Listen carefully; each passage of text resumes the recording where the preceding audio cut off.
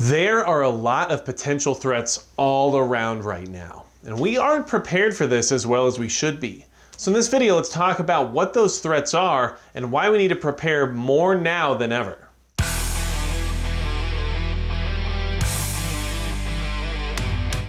Hey everybody, it's Magic Prepper, and today we're talking about how we are not prepared for this. When I say this, what I mean is all the potential threats going on right now around the world that we are surrounded by. There are two other superpowers on this planet besides us, and that's Russia and China, and both of them are engaged in escalation activity that could eventually lead into something bigger. And we need to prepare for it as best as we can because those two countries have a really good chance of starting a real SHTF scenario. And if you're preparing for some kind of an SHTF scenario that's out of your control, then hit the subscribe button below because we're going to keep talking about it to be as best prepared as we can, because I will tell you that right now we are not prepared for this. When I say this, what I mean is the potential for conflict very soon, okay? So where is this all coming from? Well, first off, the Russian troop buildup on the Ukrainian border is something we have to be very concerned about. All we have to do is look back into recent history to see that this is setting a precedent for more things to happen very soon here, okay? So back in 2014, after Crimea was annexed by Russia, there was a huge Russian troop buildup right on the border of Ukraine. And there was a good chance for things to escalate further at that time, but of course things evolved in a different manner. But there was some similarities from back then as there are now. And those similarities are that someone who was in the White House back then is also in the White House now. And we can see how these countries are starting to become more aggressive due to the idea that they have that there probably won't be the same ramifications if they act in a certain way. That's just based on what happened back in 2014, where Russia successfully annexed Crimea without really any ramification. So, that being said, right now there's a huge potential for conflict right there in that area. And obviously, being part of NATO means that if something were to happen, an expected response would be there from America.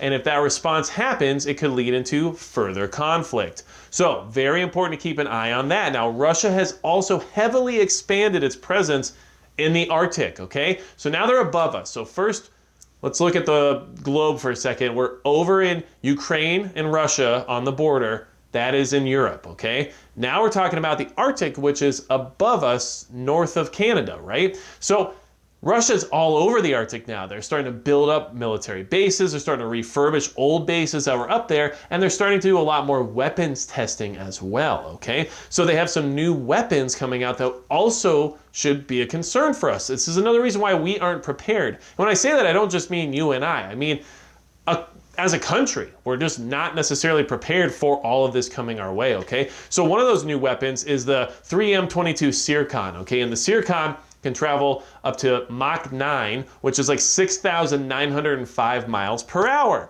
okay? It travels so fast that it creates some kind of a plasma air bubble in front of it that is hard to detect on radar. So basically their whole concept here is to develop weapons that we can't detect coming and that we can't prevent from hitting their targets. And these weapons are being tested right now. Now, this is an anti-ship cruise missile that is specifically designed to take out things like aircraft carriers, which we have a superior force of.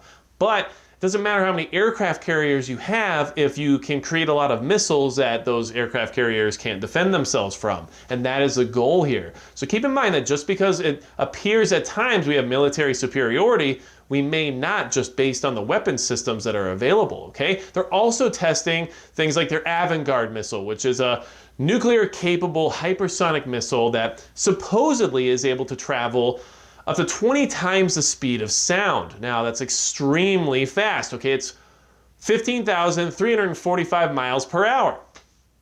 That is very, very fast. So fast that you shouldn't be able to see it coming. You shouldn't be able to stop it with any kind of missile defense system that currently exists.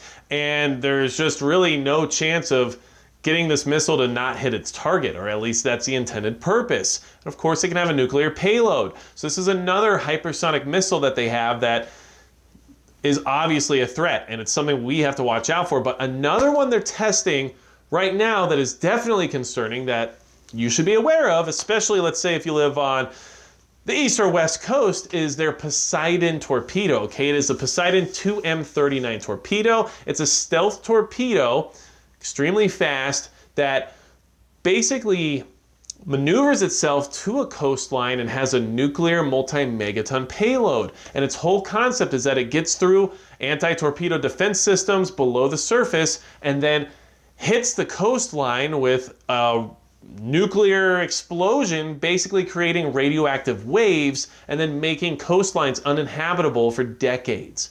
That's the whole concept of this weapon. It's not just something we're going to talk about in science fiction. I mean, this is a literal weapon that they have right now that they're testing, and it's very problematic for many reasons, obviously. So all of these weapons are in Russia's arsenal. They're being tested right now, and they're above us in the Arctic, and they're also over in Europe. But guess what? Don't forget that Russia is still the main military ally of Venezuela, and Venezuela gets almost all of their weaponry from Russia. So it wouldn't be very far-fetched to assume that some of these weapons could easily end up in Venezuela, or at least stored there for those scenarios where having that southern point of entry, in the sense of being able to come up through South America and get to North America, would be very strategic and advantageous. And so now we're talking about above us, below us, and then over in Europe. Well, that's a problem. These potential threats are all around us.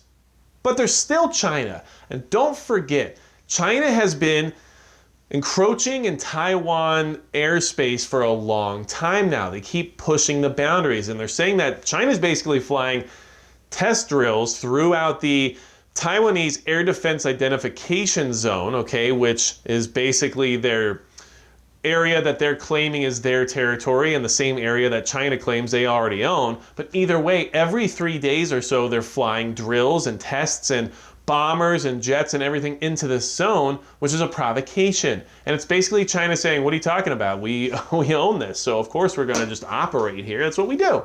But Taiwan is saying this is not your air, this is our air, and you can't be here. The biggest issue is that even people who are in the know in Taiwan are aware that their military is not prepared to even defend themselves from China. We all know that. And because of that, it's something we need to be concerned about, okay? The former defense minister there, Michael Tsai, even said that their military is not prepared for a direct strike from China.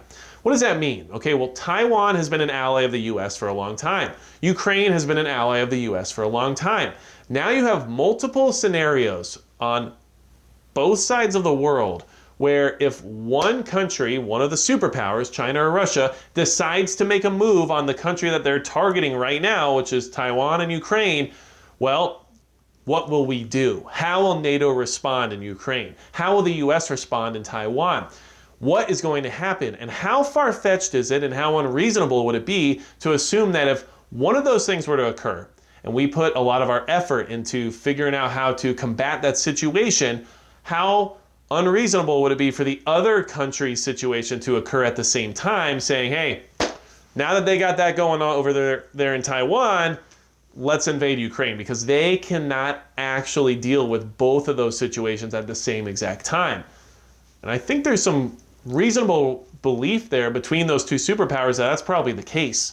So expect, at the very least, an interesting wait and see game to occur.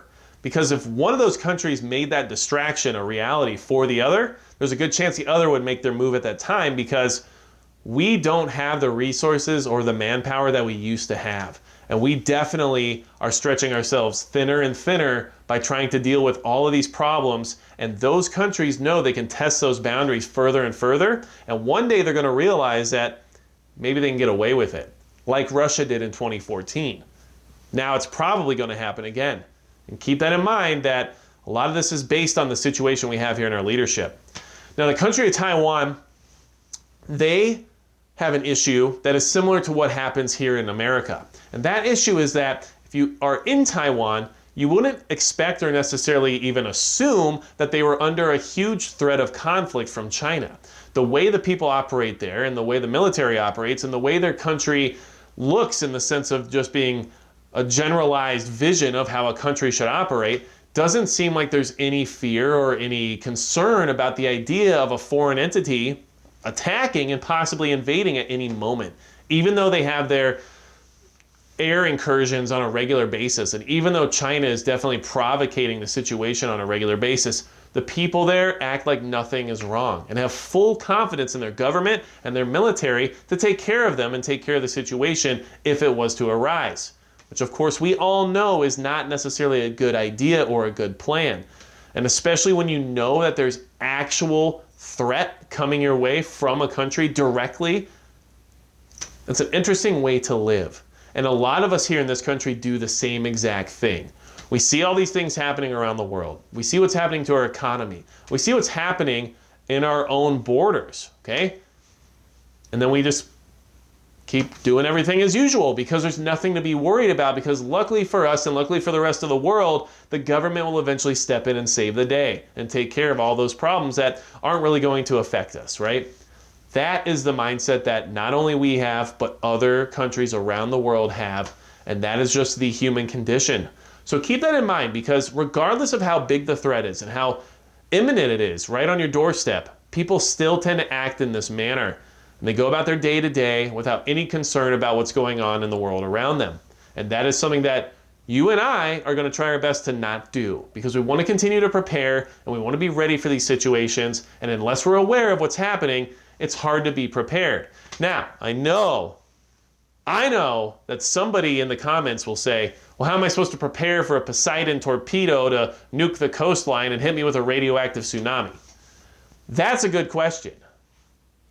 You are going to have to figure that out, because honestly, the best way to prepare for that is probably to move more inland. And unfortunately, for a lot of people, that is not a great option. But is the likelihood of that happening anytime soon a reality? I highly doubt it. But is it a possibility? Yes, because the technology's there, the weapons are being tested, and these are real things that could eventually escalate into something bigger and bigger and bigger. And one day, something like that could definitely happen. So prepare by being as self-reliant as possible, prepare by having the supplies you need, and prepare by having a backup plan. Because if you live on the coastline and you're aware of things like this Poseidon torpedo being in existence, or you're aware of the fact that an earthquake at any moment could just hit you with a regular tsunami, whether or not it's radioactive doesn't matter at that point, because that's still a horrible situation. Be ready for those events and be prepared with how you're going to handle them, and be aware of what's around you and what you can access or what you can do in order to save yourself and your family. That is the best thing I can say at this moment in regards to that. So if you have anything else related to all of this escalation and tension going on around the world right now, leave it in the comments below. This community does a great job of keeping each other informed, and it's one of the things that we need to do in order to make sure that we keep moving forward in our preparedness. And without anything else to say about how we're not prepared for this, and we do have potential threats coming from all sides, that's going to be it for Magic Prepper.